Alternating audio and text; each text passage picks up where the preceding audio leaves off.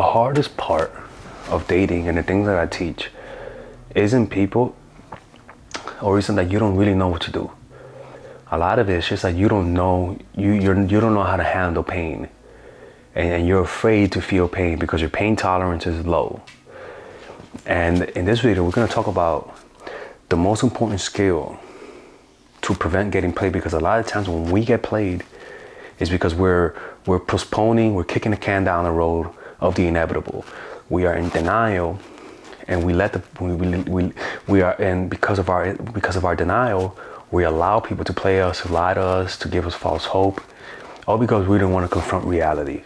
And learning this skill will insulate you from getting played, and will just make dating in general just much easier. And you know what? You look more attractive. Trust me when I say this to you. So let's watch this video. Don't forget to hit the like button, subscribe. And if any of you guys want to work with me one-on-one, go to mindfulattraction.org. And we're creating our course, Emotional Mastery. It should be out in 2 or 3 weeks.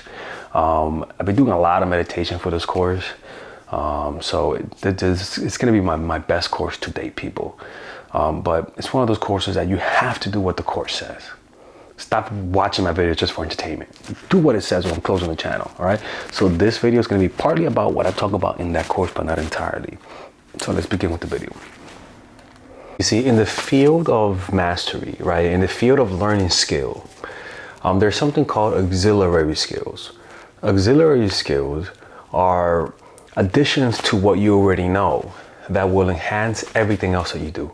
It's almost like Super Saiyan or the Kaioken in Dragon Ball Z, where if you learn the Kaioken, your punches will be better, your defense will be better, you'll be quicker. In other words, it's like an overall holistic boost to the whole system. Example of that is if you're a jiu-jitsu guy, learning how to do yoga will improve your jiu-jitsu because it'll improve your flexibility. One of the first known jiu-jitsu guys to do yoga as a practice for jiu-jitsu is Renzo Gracie from the Gracie family in Brazil, and they pretty much dominated all of jiu-jitsu, right? Another example of that would be what's the other example that I was thinking of?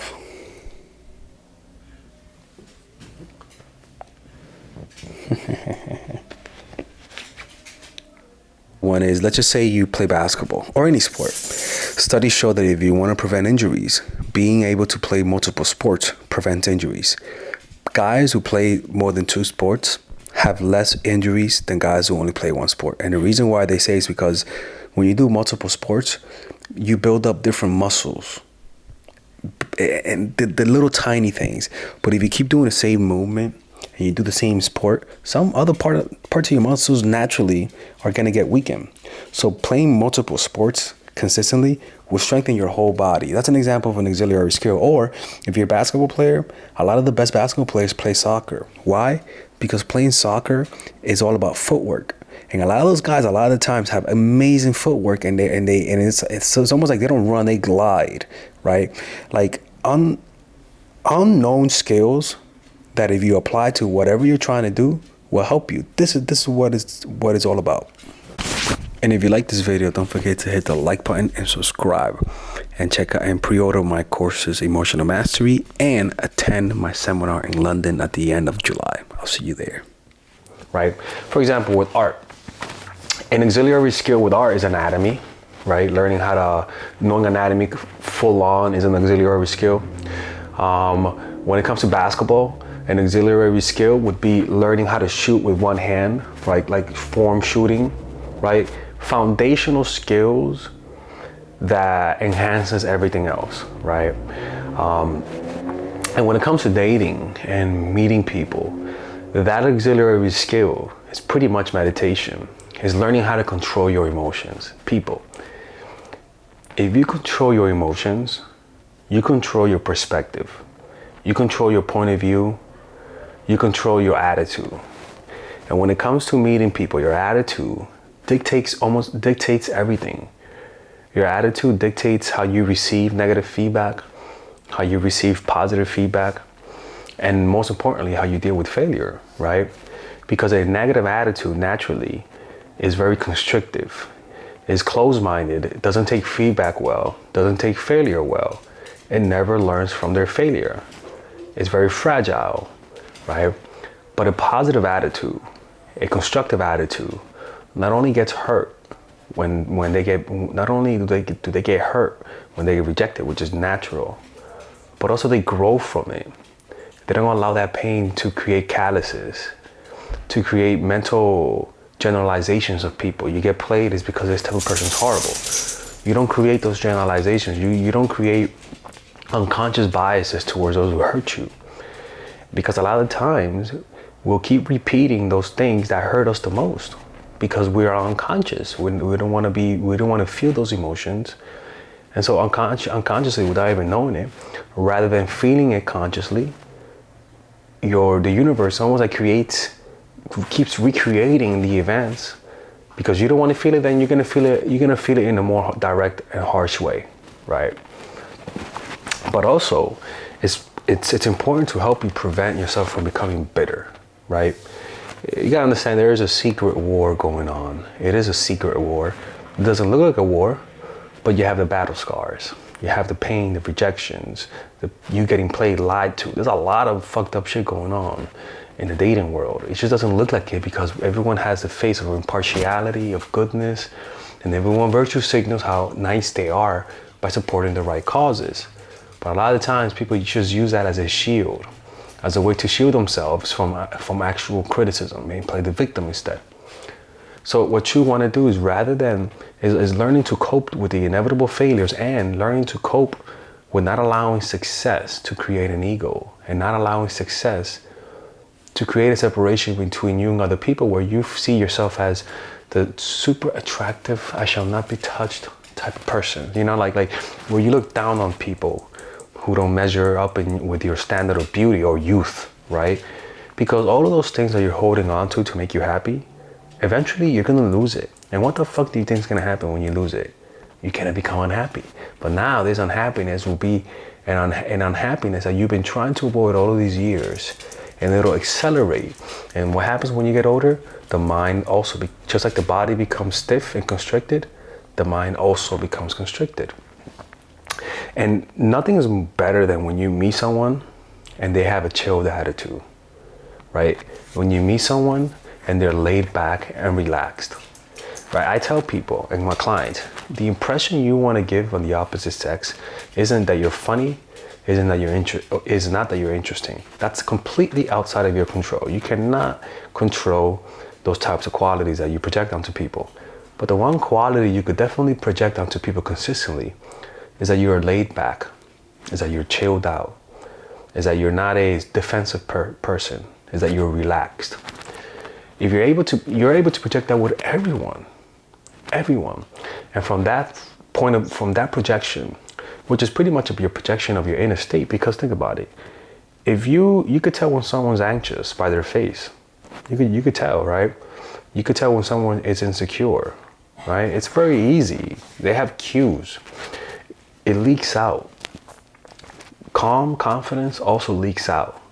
Just like arrogance leaks out, the calm confidence leaks out. It's just not that overt, right? It's not something that you can instantly spot, like a smile. You can't just spot it instantly. Smile is one expression that you can tell from far away. You can't instantly tell when somebody's chilled. It takes a little bit longer. But anything good takes time, right? And that impression is not an impression that you should be self-aware of. You should be like, am I coming across as chilled and relaxed? Am I coming across? No. You shouldn't be self-aware of that impression. That impression should be something that you're just so chill, you're not aware of how you're coming across.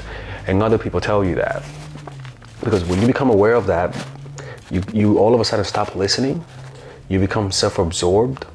And that self-absorption will naturally create a dialogue in your mind where you actually stop listening to the person, you stop paying attention to their nonverbal cues, and you become self-absorbed. The thing is, when you're chilled out, your attention is outward. Your attention is more on the person because you feel secure. Inside of you, there's no internal dialogue of insecurity. It's just a complete relaxation, right? Just complete silence. And the only sound you hear is the sound of the person. The only thing you see is not your mental projection of how you're coming across. The only thing that you see is their nonverbal cues, their face, the little twitches of the face, little looking around, the little backing away, the little scratches, the little hints, and you start making unconscious connection about this person, not in a judgmental way, but from pure observation. And people can sense that you're there, that you're listening. There's a big difference.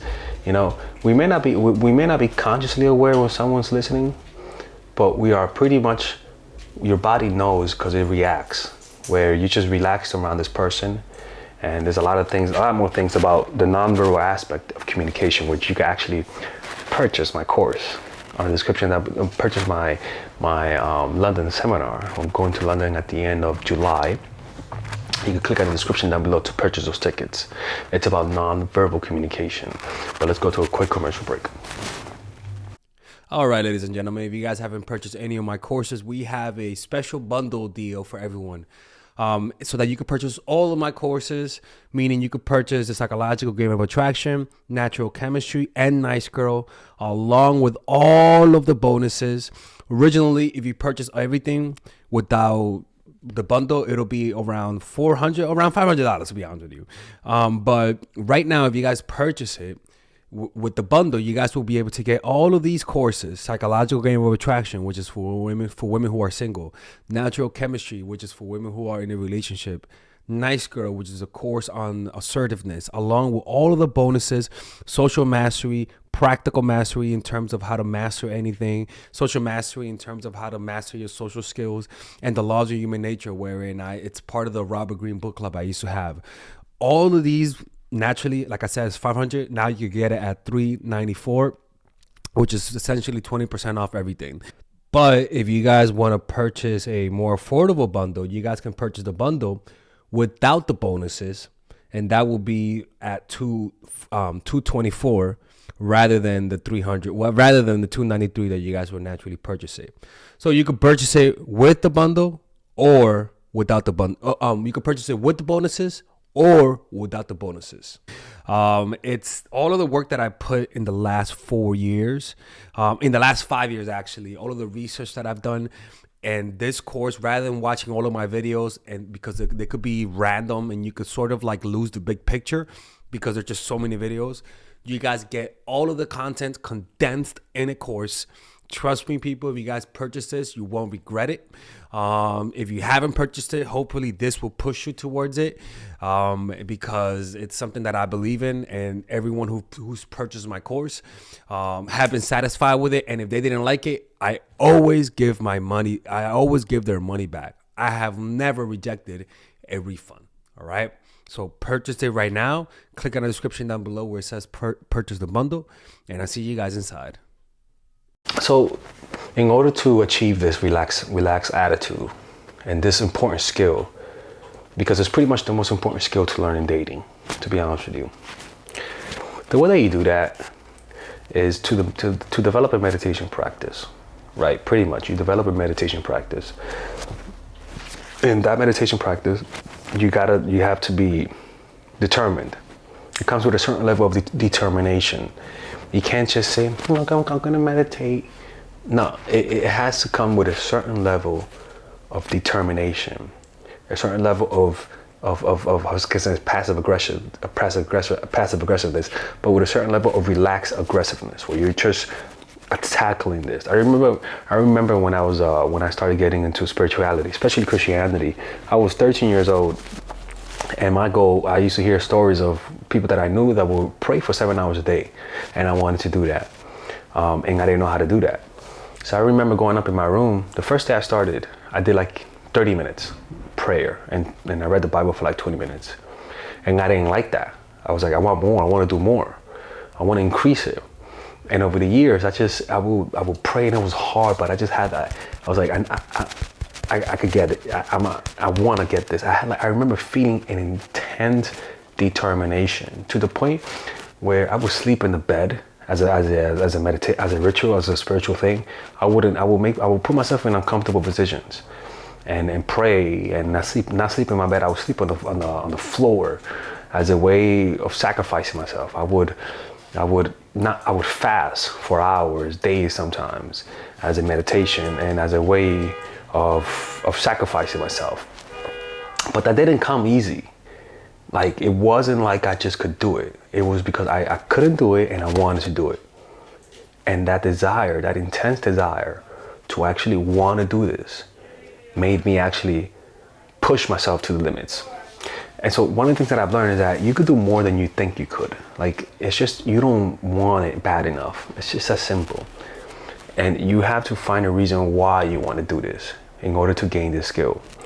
And I remember when I used to teach, when I still do, but teaching guys, talking to girls, a lot of guys got into spirituality and meditation because they knew this fact that if you're more relaxed, girls like you more. Pretty fucking simple. And a lot of us got into meditation. People, like, I remember some of us would go to meditation retreats, come back, talk to girls, and they even said, yeah, there's a big difference. Women like you more. It was an undeniable fact. It was actually like, it was a fact that if you learn to meditate and you did it consistently, you were gonna give off a chilled attitude that women liked. It was just that simple. And so people just got into it. And I got more into spirituality because of it, people. But then after a while, the more you're in it, there was like a metaphor in Zen where this guy said, I forgot the story, but the point is that the Zen master said, you know what? Every time you pray, I'm gonna give you $1 as an example, right? I was like, oh really? He was like, yeah. Every time you pray, come to me and I'll give you $1. The first day he did it, he came back and gave him $1. Second day, came back, gave him $1. After the fourth date, he was like, okay, where is this person? You know, this person hasn't come yet. To find out, this person was actually praying the whole time and he just forgot about the money. And he didn't care about the money anymore. And it's a similar fashion, right? It's literally the same thing. Where you could start off doing meditation for the purpose of improving your dating life. And you really could. But over time, you'll notice that there's a piece that you're feeling that you want to keep. There's going to be an intense, peaceful environment within you that you'll want to maintain. And the only way to maintain that is through more meditation.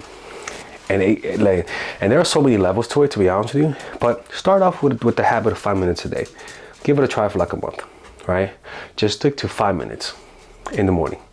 If you want to do more, do more.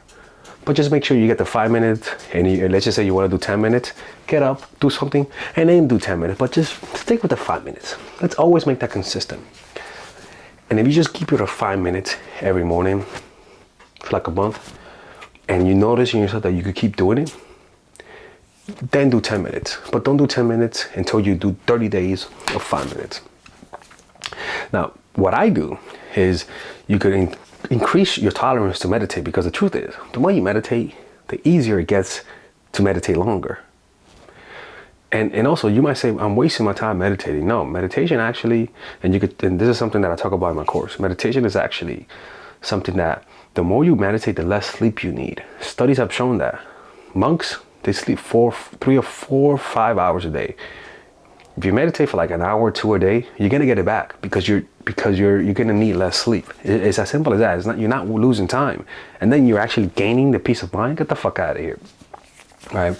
So you could join ashrams, go join meditation sessions where they do 1 hour meditation sessions, and you'll notice that if you go do it in a group and then you go back and meditate alone, you meditate for longer periods. Or go to meditation retreats, or better yet, do a 10-day Vipassana silent retreat. Those things are there to isolate that muscle of meditation, right? It's almost like, how can I say this? It's almost like being a self-taught artist, right? If you're an artist and you learn by yourself, doing what I'm telling you, I'm teaching you how to become a self-taught meditator, right? And something that I do know about it is that self-taught artists don't have the same discipline as painters who went to an atelier and they were forced to draw and paint for 8 hours a day. Like a lot of times people don't do that. It's the same thing with meditation, is that you're going to meditate on your own maybe 30 minutes, 40 minutes a day, realistically, maybe more. but you will never get as much meditation done as opposed to if you go to a retreat, and you'll notice that you meditate more. So I recommend that. That will expand how much you can actually meditate, and it'll make your life so much more enjoyable. And your dating life, you'll notice that it'll just go smoothly because it's not gonna hurt that much. And when you know that somebody cannot hurt you, they have no control over you, and thus makes them chase more. All right. Anyways, I hope you guys enjoyed this video. I attend my meditation meetups. No, not meditation meetups. I attend my seminar in London at the end of July. I'm actually doing a 10-day Vipassana meditation retreat in the middle of June. So I'm gonna postpone the release of the complete course, Emotional Mastery, for the end of June. But I'm gonna release the first few parts at the beginning of June. And hit the like button, subscribe to this channel, and if you guys need one-on-one coaching, go to mindfulattraction.org. I'm on vacation, people, so you guys can call me more. But on this vacation, I'm actually doing 4 hours of daily meditation. So it's not like I'm just having vacation. I'm actually being productive here. All right. Anyways, take care.